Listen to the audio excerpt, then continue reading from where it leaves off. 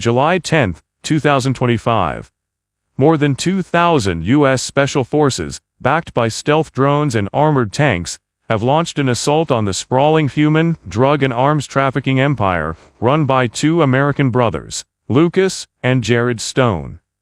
More than 3,000 cartel gunmen have been killed or captured, and more than 2,000 civilians have been rescued from underground prisons, some marked for organ harvesting, others waiting to be taken to the darkest corners of the global sex industry.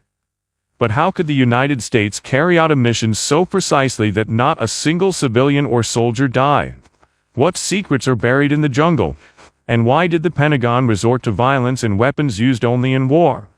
And now, join me in finding out.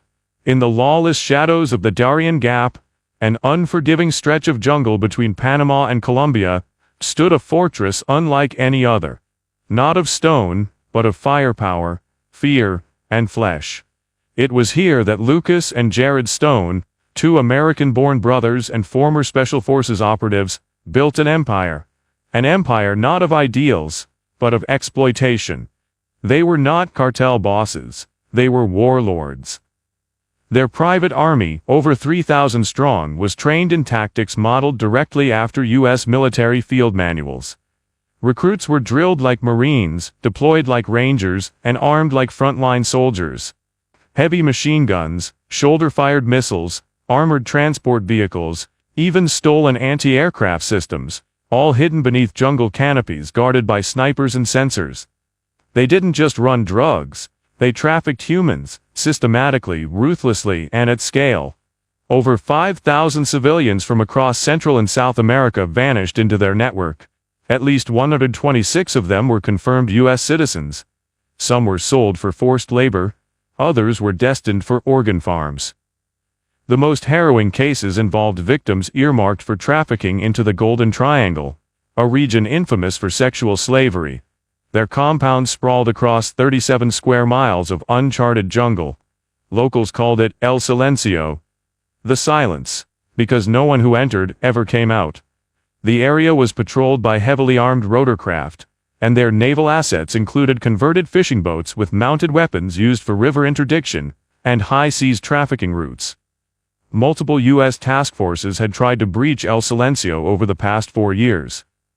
All failed. The jungle terrain, thick, muddy, full of ravines, neutralized conventional military advantage. Worse, the Stones had embedded civilians into their base design. Schools, clinics, even family housing, all meant to deter direct assault and shield operations with human lives. The world knew about the atrocities, but until now, no nation had dared to strike. That changed when President Trump received confirmation that 2 American children, ages 9 and 13, had been found in a holding cell, bound for surgical dissection. At that moment, a line was crossed. The United States would no longer treat El Silencio as a cartel outpost. It would treat it as a battlefield.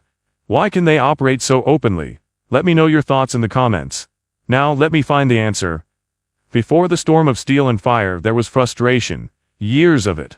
The U.S. had not ignored El Silencio, far from it. Between 2021 and 2024, at least 6 covert operations were launched by elite units including Delta Force, SEAL Team 6, and CIA SAD operatives. Each time the results were the same: failure, retreat, and American casualties.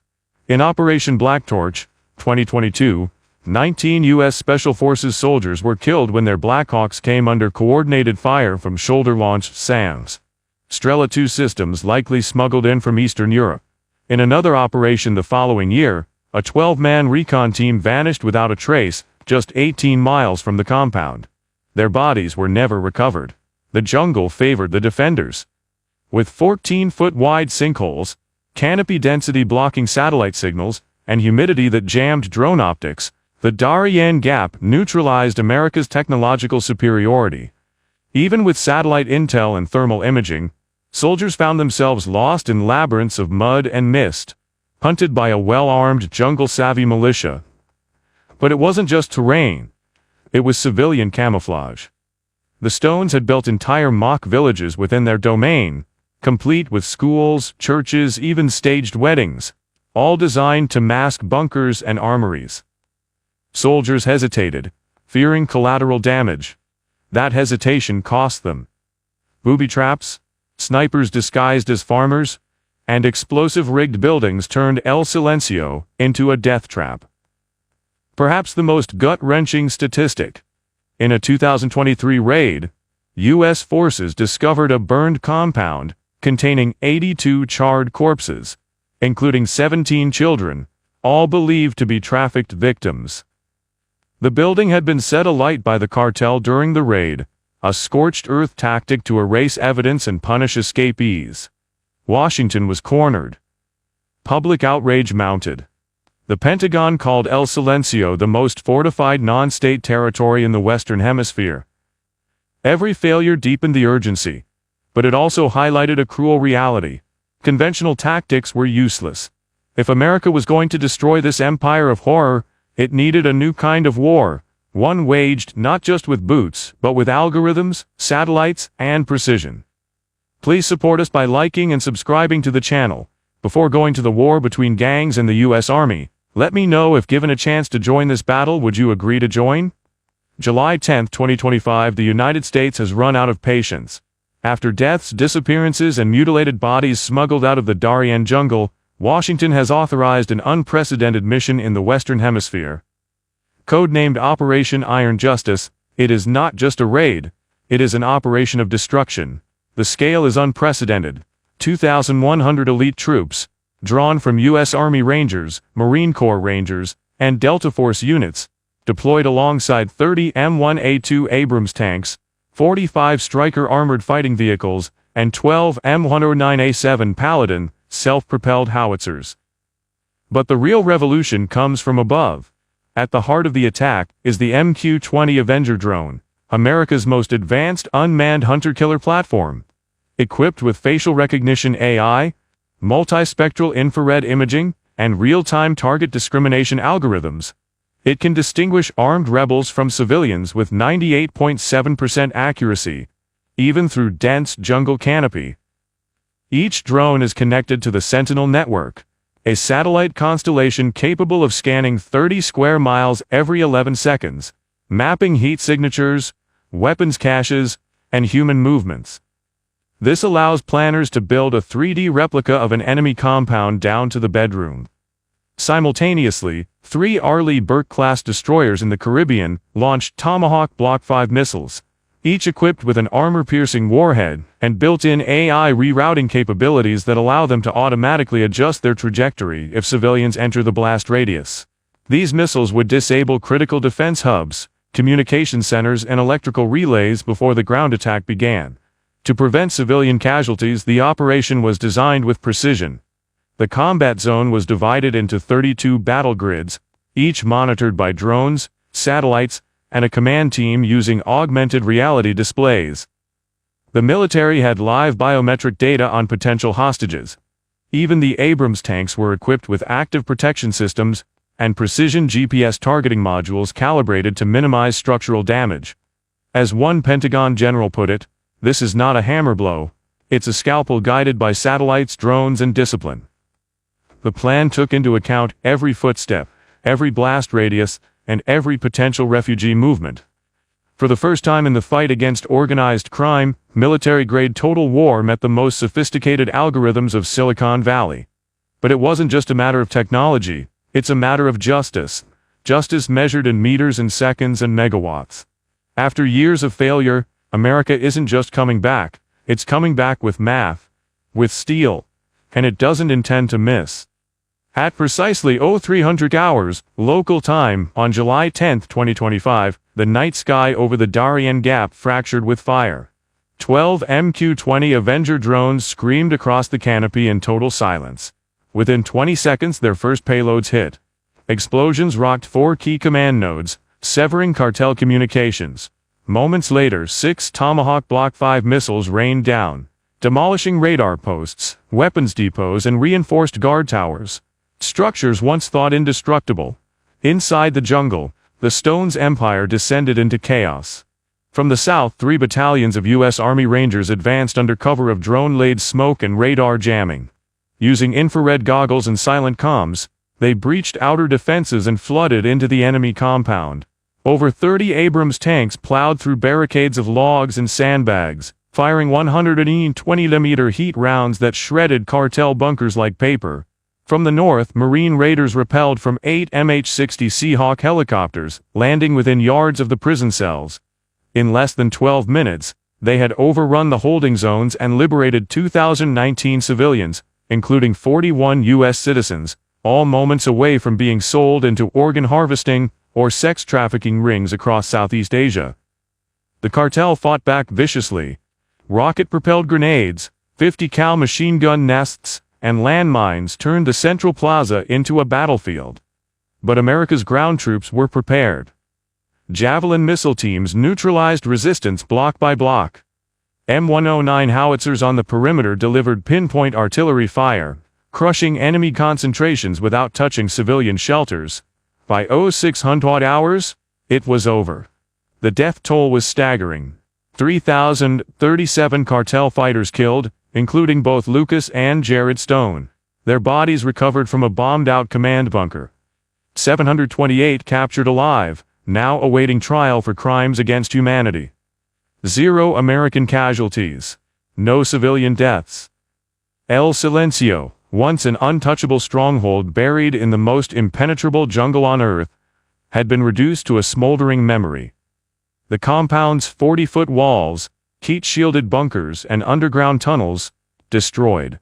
Its legacy of terror, erased in just under 3 hours. From the command deck of USS Roosevelt, a single encrypted message was sent back to the Pentagon. Objective cleared, all hostages secured, resistance neutralized. The United States had just completed the most surgically precise large-scale counter-cartel operation in history. And in doing so, it didn't just free the victims, it rewrote the rules of modern warfare. As the smoke cleared over the wreckage of El Selencio, the numbers told a story of utter collapse. Over 3,000 cartel soldiers dead, more than 700 captured, and 2,000 innocent lives freed from cages, chains, and death sentences. What had once been a fortress of shadows was now a graveyard of tyranny. Among the bodies recovered were the disfigured remains of Lucas and Jared Stone, found deep beneath a collapsed command bunker. Forensic teams confirmed their identities using DNA and dental records. Their deaths marked not only the end of an empire, but the fall of a myth.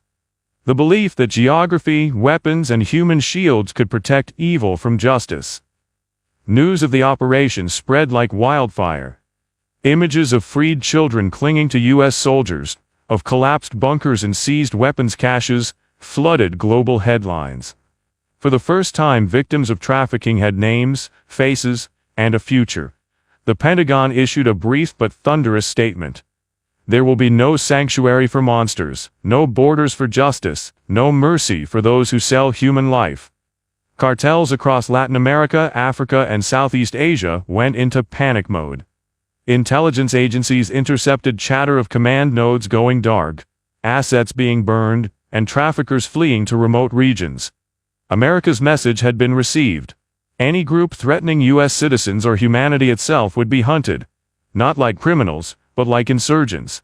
Yet the strike wasn't just a tactical success, it was a moral one. Not a single civilian was killed, no American soldier was lost.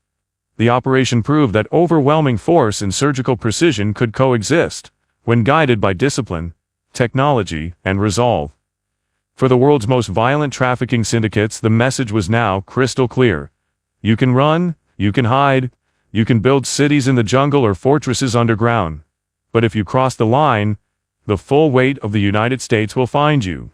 And when it does, there will be no warning, no escape, no survivors. The destruction of El Selencio was more than the end of a trafficking empire, it was a declaration. For decades, cartels, warlords, and transnational syndicates thrived on one assumption: that bureaucracies were slow, borders were sacred, and that even the most horrific crimes could be hidden in jungles, behind children, beneath layers of corruption and fear. That assumption is now dead. The United States didn't just dismantle a criminal enterprise, it exposed a dangerous truth. The global black market for human lives has evolved beyond street corners and border crossings. It is armed, fortified, and strategic. And from now on, so is the response. The strike against the Stone Brothers marked the birth of a new military doctrine, one where cartels are no longer treated as criminals but as enemy combatants, where law enforcement hands the baton to drone swarms, satellites, and armored divisions, where justice is not served through court subpoenas but delivered at 2,000 feet per second. But this victory was not about vengeance. It was about redemption. For the victims who had no voices, for the children lost in cargo containers, and for the families who never stopped hoping. The world now watches what comes next. Will America repeat this strategy in Somalia, in Myanmar, in Eastern Europe? Will this hybrid warfare spill beyond the jungle and into cyberspace? Or was this a one-time message to the monsters hiding in the dark? Only time will answer that. But one truth is no longer in question. If you traffic human lives, America will find you, and when it does, it won't ask twice.